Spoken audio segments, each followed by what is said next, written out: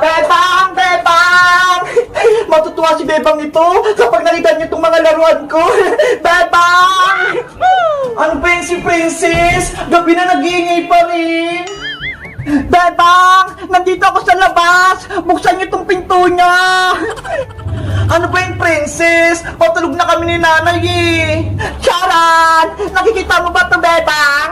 Wow! Ang ganda! Ano yung umiilaw-ilaw, Princess? Ito yung tinatawag na glowing stick. Umiilaw to sa gabi, di ba? Ang ganda! Glowing stick! Ang ganda! Meron pa ako rito, Bebang, kasi bibigyan kita. Talagang Princess? Oo, para-paras tayo may glowing stick. Halika rito sa loob. Dito tayo maglalaro. Okay, maglalaro tayo. Nasaan yung bibigay mo sa akin, Princess? Ay, ito, Bebang, oh. Nasa lalagyan pa.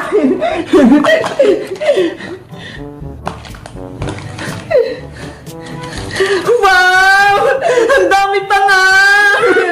Itinira ko yung para sa'yo para masubukan mo rin maglaro ng glowing stick. Salamat, Princess, ha? Paano pa ito pailawin? Hindi ko alam, eh. Madali lang, Bebang. Panoorin mo yung gagawin ko, ha? Ang gagawin mo lang, babaliin mo lang tong glowing stick para lumabas yung ilaw niya. Tignan mo, oh! Lumiwanag na! Ay, ganun lang pala! Akala ko mahirap! Subukan mo rin, Bebang! Okay, susubukan ko tong isa!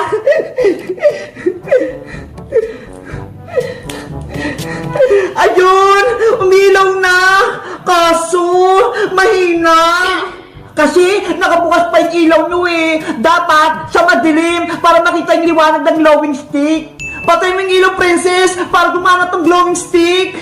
Okay. Pagbilang ko 3, papatayin ko na, ha? 1, 2, 3. Princess, tignan mo, ho. Lumiwanag yung mga glowing stick.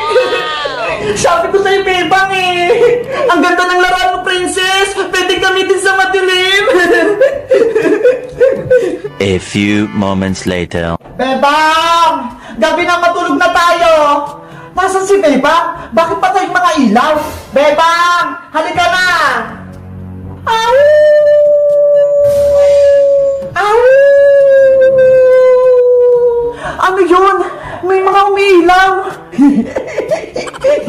Bebang! Ikaw ba yan? Bulaga! Ah! May multo! Si Aling Sitang tumakbo, natakot. Kaya nga eh, hindi tayo nakilala ni nanay. Bebang, buksan mo na yung ilaw dyan. Okay. Huli kayo, Princess, Bebang. Lagot, si nanay. Kayong dalawa pala yung mga nanakot sa akin. Lagot kayo sa akin ngayon. Aray ko, Nay! Oh, no! Aling Sitang! Ang sakit! Mga pasaway kayo? Tinakot niyo ako? Akala ko nimumulto na ako rito sa loob ng bahay ko? Sorry po, Nay! Sinusubukan lang naman po namin itong laro ni Prince na glowing stick, eh! Bakit lang naman po yun, Aling Sitang, eh! Pinala niyo po kami ni Bebang! Walang prang-prang sa akin! Umuwi ka na, Princess! Bago pa kita isumbong sa nanay mo! Opo! Princess, bukas na lang tayo ulit maglaro, ha? Sige, bukas na lang ulit tayo maglaro, Bebang. Bye-bye na. Guys, may laruan si Princess na glowing stick. Ito, ho. Kaso, hindi naman masyadong maliwanag. Ano ba yung gagawin namin? Nakapaglaro na rin ba kayo nito? Anong kulay? Mag-comment lang kaya. Bye-bye! Sirain niyo itong baybayan, Bebang! Tanggalin niya! Maria! Wag! Naglalaro kami ng baybayan! Huwag kang manggulo! Maria! Umalis ka dito! Sinisira mo yung laro namin! Si baby natutulog pa! Oo nga, Maria! Umalis ka rito! Hindi ka namin kalaro! Ang pangit ng mga laro nyo, pang bata, kaya dapat mawala na tong baybayan. Please, Maria, huwag mong sirain. Pinaghirapan namin yung gawin. Kamusta ang buhay-buhay, Bebang? Ang saya sa inyo maglaro ng baybayan, ah. Okay lang naman ako. Ikaw, bakit ka nandito? Oo nga, Maria. Bakit nandito ka pa? Pumunta ka ba rito? Para manggulo na naman? Tumahimik ka nga, Princess Bungenge. Hindi ko ang kinakausap ko. Ay aba, ang tapang mo ah. Gusto mo bang makatikim? Princess, huwag ka namang away. Hindi naman nang-away si Maria eh. Mabuti pa sis ka, mabait. Ikaw, Princess, masama na nga yung mukha mo, masama pa yung ugali mo. Aba, ginagalit mo talaga ako ah. Princess, tama na yan. Kumalma ka.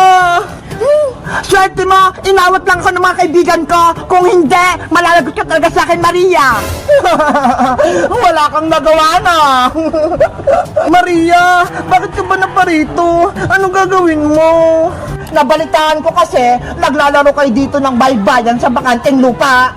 Ano naman, kung dito kami naglalaro, bakit? Bawal ba? Oo, bawal. Hindi nyo ba alam? Lupa ni Mami Margaret to, kaya hindi kayo pwede maglaro dito.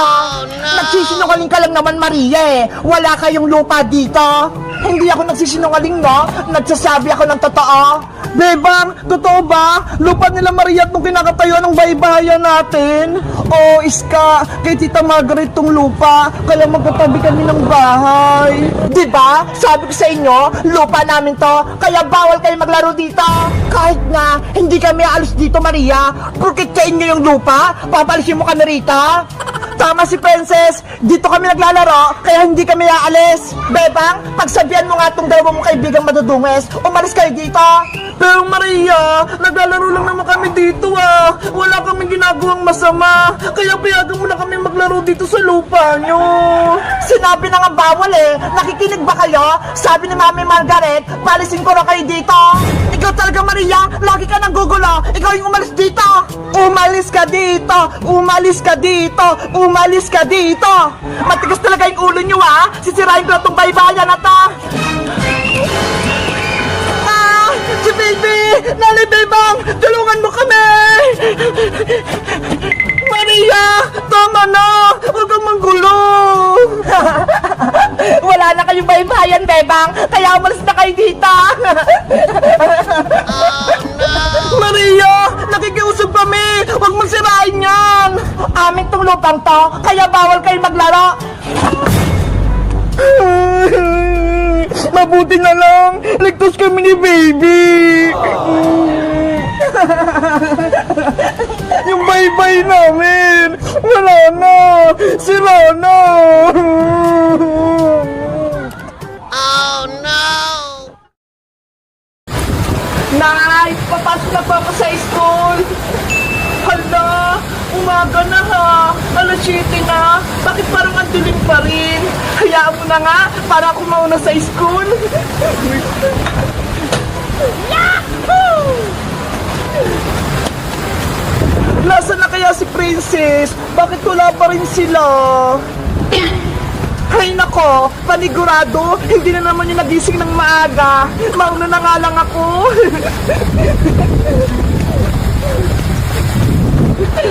Dadaan ako sa shortcut para mabilis ako makapunta sa school namin.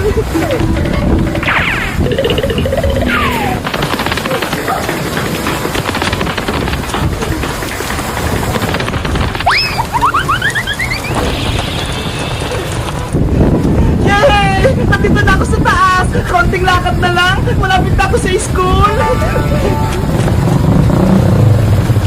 Guys, alam nyo ba, may kwento ako sa inyo. Si Princess, di ba pinagsulat ni teacher sa Noisy? Tapos, hindi niya sinunod yung pangalan niya. Kaya ayun, sinumpong namin siya kay teacher. Tapos, ang nangyari, ang dami niyang points, 100. Kaya ayun, nagtatampo sa amin si Princess. Kayo guys, sino nagdilista ng Noisy sa inyo? Sa susunod, hindi na si Princess yung magdilista. Kasi, madaya siya eh.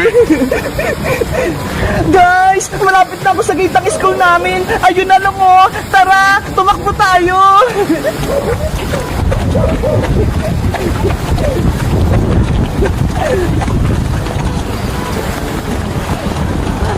Wow! Alas 7 na ha! Malilate na ako! Manong guard! Buksan mo tong pinto! Maglilinis pa ako sa room namin! Late na ako eh! Ala! Walang tao! Bakit kaya? Bebang, anong ginagawa mo dyan? Kuya, papasok pa ako sa school eh. Kaso, sarado naman tong gate. Ano? Papasok ka? Di mo ba alam walang pasok? Ano po? Walang pasok? Bakit po? Eh, di mo ba alam suspended yung klase nyo dahil nga may bagyo? Tignan mo nga ang sama ng panahon. Eh sabi po kasi ni nanay, papasok ako eh. Naku, umuwi ka na, Bebang. Delikado. Lumalakas pa yung hangin. Oo nga po eh. Ang lakas-lakas na. Bilisan mo, baka lipadin ka pa ng hangin. Sige po, alis na po ako.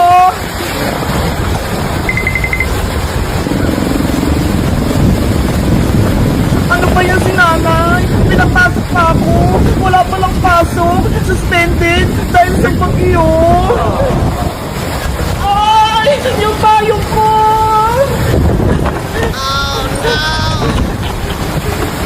Ang lakas ng hangin! Yung payong ko! Nilipat! Guys! Uuwi na ako! Dahil malakas yung hangin! May magating ba sa inyo? Mag-comment lang kayo! Bye-bye!